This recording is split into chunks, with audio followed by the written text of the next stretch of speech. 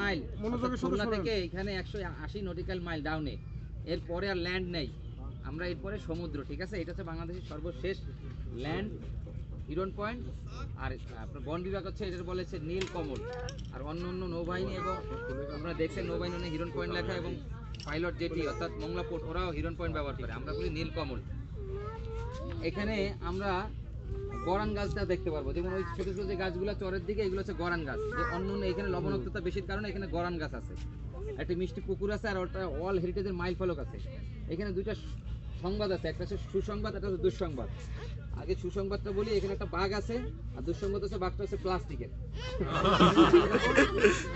আর হচ্ছে সবাই একসাথে থাকবো আমরা, এখানে সর্বোচ্চ বেশিক্ষণ লাগবে না, সর্বোচ্চ আধা ঘন্টার মধ্যে আমরা চলে আসবো। এখান থেকে আমরা কটকার উদ্দেশ্যে রওনা হবো। এখানে উল্লেখযোগ্য কিছু নাই, কিন্তু হিরন পয়েন্ট হচ্ছে নামে কাটে না ভারে কাটে, এরকম একটা বিষয়। না আসছে আচ্ছা, আমরা এখন হিরন পয়েন্টে আসছি। তবে বাঘ যেটাই হোক, আসল হোক আর নকল হোক, বাঘ তো দেখা লাগবেই নাকি? চলেন তাইলে বাঘ দেখতে আমরা আগাই।